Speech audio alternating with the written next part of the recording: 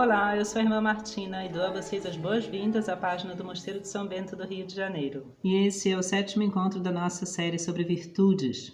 Até agora nós falávamos das virtudes assim chamadas cardeais, quer dizer, principais, das quais dependem todas as outras virtudes.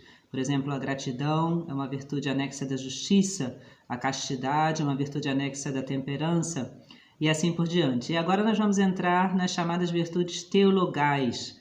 Elas têm esse nome não só porque elas se referem a Deus, as outras virtudes se referem mais às relações entre as pessoas, nós uns com os outros. Essas três últimas virtudes se referem à nossa relação com Deus, mas sobretudo porque ela mais claramente ainda do que as outras quatro, claro que as outras quatro também, tudo vem de Deus no fim, essas três virtudes teologais são uma graça de Deus, é algo que Deus nos presenteia, por assim dizer, e a nossa parte é obviamente nos abrir a esse presente de Deus, aceitar essas virtudes, o que é possível obviamente não para um grupo determinado de pessoas, mas para todos os seres humanos.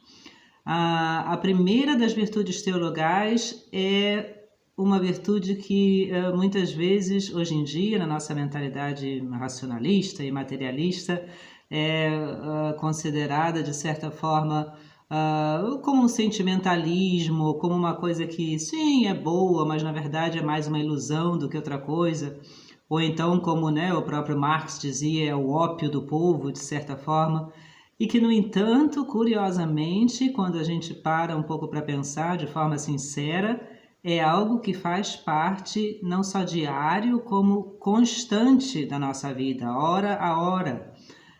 Nós estamos falando aqui da virtude da fé, obviamente. As pessoas que mais tendem a se rir um pouco da fé e justamente dizer que quem tem fé acredita em ilusões, são geralmente, parafraseando a famosa palavra do Chesterton, aquelas pessoas que mais acreditam às vezes em coisas quase absurdas.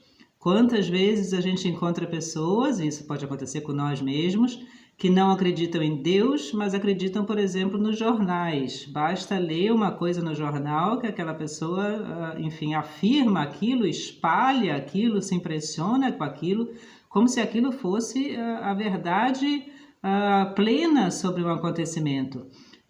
Revistas, por exemplo, quantas vezes na universidade eu vi alunos de história acreditando em revistas que são claramente sensacionalistas, tem coisas, enfim, que são escritas para vender, obviamente, é só fazer um estudo um pouquinho mais profundo sobre aquele assunto que você vê que não é aquilo que está escrito ali, não é bem assim, ou inclusive às vezes é uma coisa realmente inventada segundo a interpretação, geralmente a ideologia da pessoa que escreveu. Para não dizer acreditar em horóscopo, acreditar em superstições, ou acreditar, enfim, em pessoas que a rigor não têm nenhuma credibilidade conosco, mas isso é o que a televisão fala, é o que a mídia fala, é o que se fala de certa forma. A gente vive muito no mundo que tem essa atmosfera. Não se crê mais nas coisas sólidas, antigas, nas quais durante séculos nós cremos, se ri um pouco da religiosidade, seja cristã, seja, enfim, islâmica, judia, ou o que seja, mas se acredita constantemente, diariamente, e nas coisas mais supérfluas e, sobretudo, coisas que não têm, inclusive, nem pretendem ter uma fundamentação sólida, uma fundamentação científica, por exemplo. A gente vê isso nos filmes, há filmes que são inteiramente sensacionalistas, sobretudo sobre a igreja, sobre assuntos assim, e aquilo corre como fogo de palha e todo mundo, porque viu aquele filme, começa a pensar daquela forma, aquilo molda a mentalidade, o pensamento, inclusive de pessoas adultas, inclusive de pessoas profissionais, cientistas, que não tem o mínimo cuidado naquele aspecto ali de ir ao fundo da questão e de ver, no caso dos filmes, geralmente aquilo é uma invenção total, é uma coisa que o autor, ou o diretor, ou o script fez para, obviamente, ganhar dinheiro no cinema. E em si isso não é uma coisa errada, ele pode ser feito, obviamente. O cinema e os livros também de ficção não têm obrigação nenhuma de repetir a verdade histórica, mas é preciso, claro, apresentá-las como ficção, e é preciso que se tome essas coisas como ficção.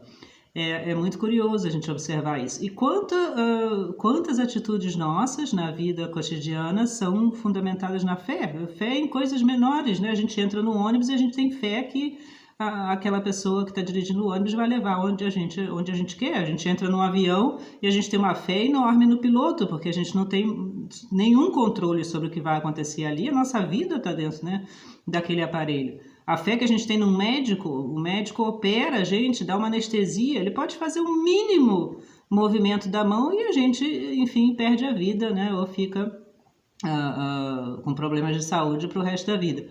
E a gente tem fé nessas pessoas. A fé é isso, é acreditar na palavra de alguém.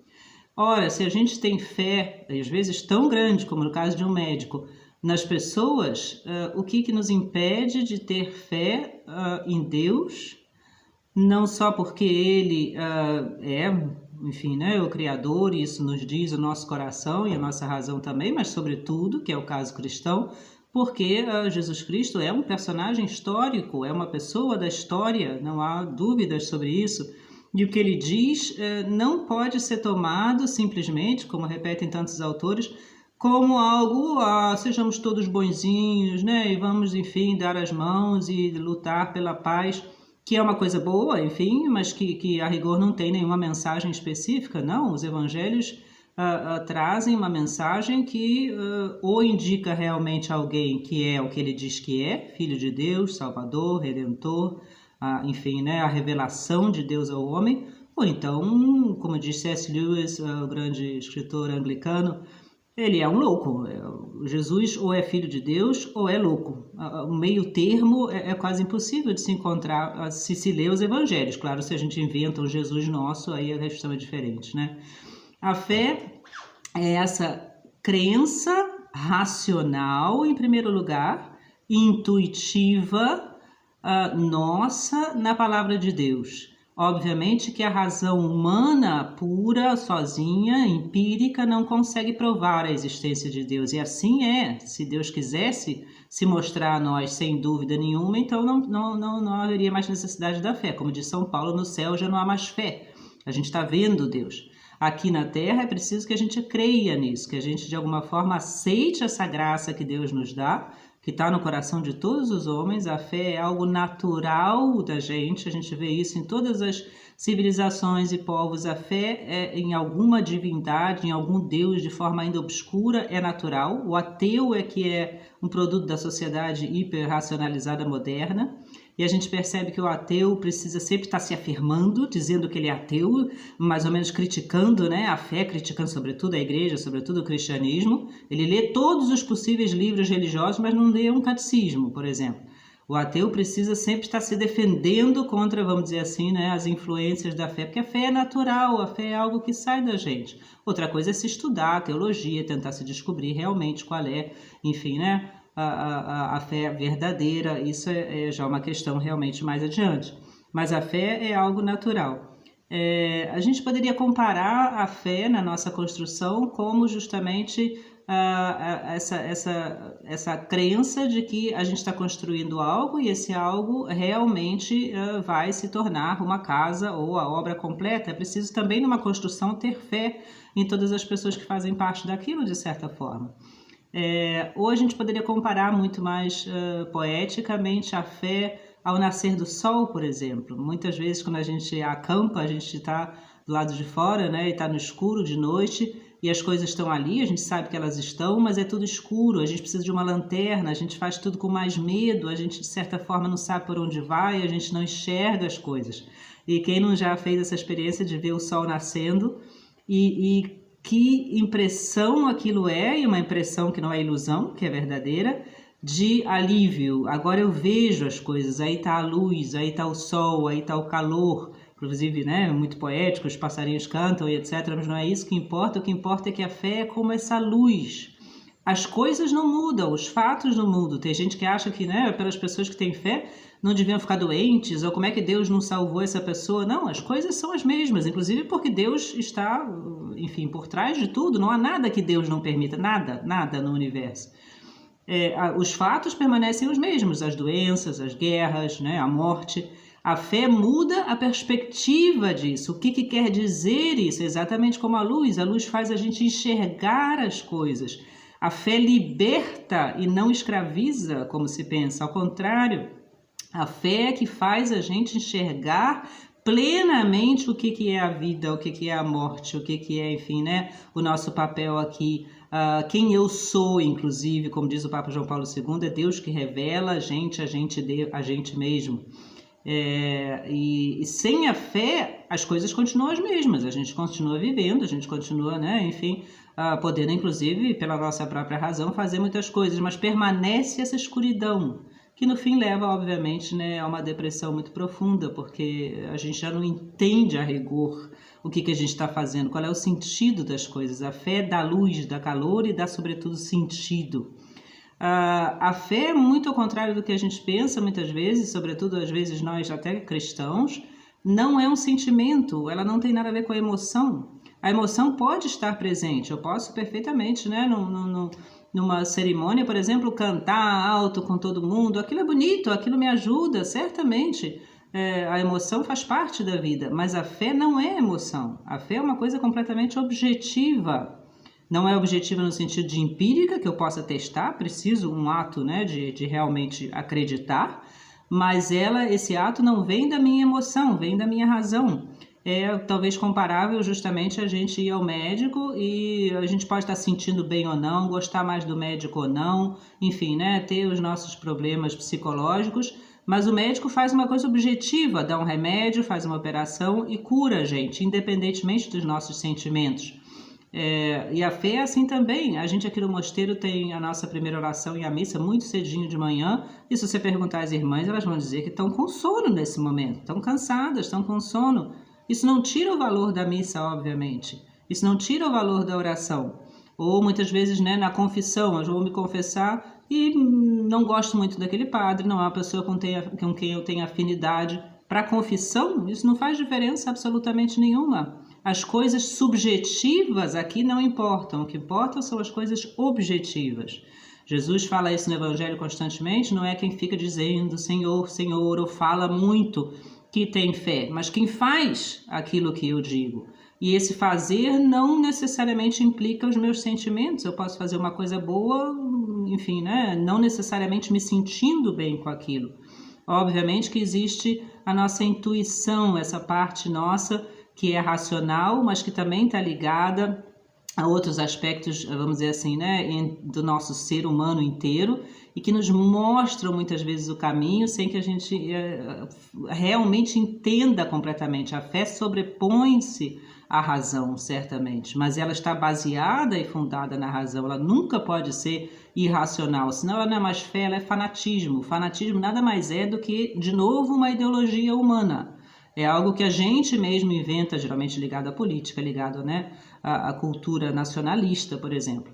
A fé não tem nada com fanatismo. A fé é uma crença racional e, mais do que racional, intuitiva, uma aceitação de algo que nos parece fazer sentido e que é, no fim, uma graça de Deus. A fé é também profundamente humanista, a fé cristã. Quanto mais a gente às vezes se depara com essa questão, né? Como é que as pessoas podem ter fé se elas sofrem tanto? Como é que a gente pode continuar achando que Deus está aí, nos ajuda, nos vê, se há tantas coisas na vida que são, enfim, terríveis? Basta a gente ler, eu gosto muito de ler, não sei se vocês também fazem isso, histórias, por exemplo, mas histórias realmente dramáticas, de pessoas que estiveram em campos de concentração, de pessoas que, enfim, né, passaram por sofrimentos terríveis na vida. Geralmente essas pessoas se deparam com uma escolha, nós mesmos talvez na nossa vida. Nesse momento de grande sofrimento, a escolha fica muito clara. Ou a gente entra pelo caminho justamente da falta de fé, de dizer nada tem sentido, esse sofrimento é uma tragédia terrível, e esse caminho leva, obviamente, à destruição, à morte, ao suicídio, à depressão, ou, e a gente lê tantas histórias assim, é justamente esse momento de grande sofrimento que faz a gente abrir os olhos para a realidade que está por trás disso tudo e ver que o sofrimento, a morte, a guerra, a injustiça São coisas daqui da terra, são coisas nossas, do nosso pecado, não meu necessariamente, não da pessoa que está sofrendo, mas de alguém que causou aquilo. E justamente nesse momento a gente vê que aquilo dói na gente porque a gente sabe ou a gente espera que exista a justiça, o bem, a bondade, o amor. E é por isso que a falta dessas coisas dói na gente. E quem é essa justiça, essa bondade, esse bem, esse amor, senão Deus? Não é que Deus nos criou e Deus nos chama, e é por isso que a falta dele, causada pelo pecado, dói tão terrivelmente na gente. Essa escolha, o sofrimento faz essa escolha ficar muito clara, quando, por outro lado, a vida muito cômoda, às vezes, né, justamente faz a gente perder a fé. A fé é, portanto, extremamente realista. Não é absolutamente algo como, eu quero agora que aconteça, eu peço a Deus, ele faz por mim. Ou eu, enfim, né, acho que Deus agora deveria fazer isso, se ele não faz, não creio nele. Isso é coisa de criança, isso é coisa, obviamente, que nós todos temos, né? Mas isso é infantil. Se Deus existe, a questão minha não é que ele faça o que eu quero, mas o que eu faça o que ele quer. A questão é que eu me abra a ele, se Deus existe realmente, é Deus Todo-Poderoso. A questão muda de perspectiva completamente. O que importa é que eu descubra a Deus. De novo, C.S. Lewis, grande autor anglicano, a mulher estava morrendo de câncer, né? E um pastor anglicano diz a ele, reza, porque quem sabe Deus vai curar ela, né? E ele diz, sim, claro que eu rezo pela cura dela, mas sobretudo rezar me faz não pedir a Deus que se adapte a mim, mas sim pedir a Deus que eu me adapte a Ele, que eu entenda a vontade dEle, que eu aceite a vontade dEle. É isso que a fé faz por nós. A fé tira a gente do nosso egoísmo, orgulho, do nosso mundo ao redor de nós mesmos, que no fundo é um mundo de abismo, é um mundo, um buraco, de certa forma, né? É um mundo solitário, é um mundo que não dá em nada. A fé tira a gente desse mundo e abre a gente os olhos da luz, abre para a gente, enfim, né, a realidade mais profunda da nossa vida, enfim, do mundo, de toda a nossa história. As dúvidas nesse sentido, de certa forma, até ajudam a fé, porque se a fé não se mantém por dizer, eu não vou ler nada, eu não vou falar nada, eu não vou escutar nada, eu vou só ficar aqui, enfim, né, num sentido muito pietista. Não, as dúvidas sinceras, quando a gente realmente busca a resposta delas, só podem nos levar a Deus. Se Deus existe, Ele é o autor de tudo, Ele é o autor da minha vida, da minha razão, da minha liberdade, do mundo, do universo, da ciência, de tudo. Portanto, nada a rigor pode me afastar de Deus. A única coisa que me afasta de Deus é o pecado, é o ato livre e consciente de rejeitar esse amor de Deus. Todo o resto, como dúvidas, por exemplo, que são sinceros, não podem me afastar de Deus se eu permito sinceramente que o meu coração e a minha razão busquem a Deus. A experiência de fé dá, portanto, para a gente essa segurança da maneira que é possível, não é uma segurança empírica, é a segurança daqui da Terra, de que existe isso pelo qual o nosso coração tanto anela, tanto deseja. Existe o bem, existe o amor, existe a justiça, existe isso numa outra vida, na vida eterna, mas já, obviamente, aqui na nossa Terra, e isso muda completamente a nossa perspectiva das coisas. A fé enche a nossa vida de esperança, de luz, justamente de amor, de calor, de perdão, de todas essas coisas boas, porque a gente sabe, acredita que elas têm realmente uma existência real em Deus e em Jesus Cristo, que nós cristãos cremos é o Filho de Deus, que se encarnou e veio justamente nos mostrar, nos ensinar, nos abrir esse caminho através dos seus ensinamentos e, sobretudo, através da sua morte e ressurreição. Ele dá a mão para a gente e leva a gente, enfim, quando a gente quer, a gente precisa querer, para a nossa salvação nessa vida e nossa salvação eterna. Mas é preciso, de novo, que a gente aceite, que a gente responda a essa graça. Como diz o Papa Francisco, o problema não é mais que a gente não crê em Deus, o problema é que a gente não quer mais aceitar, a gente não se abre a Deus que está constantemente a rigor batendo na porta do nosso coração, mas não nos força. Ele convida. Por isso é preciso um ato de fé.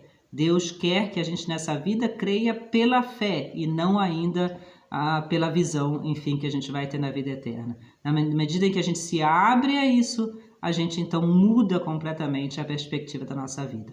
Um grande abraço e até o nosso próximo encontro.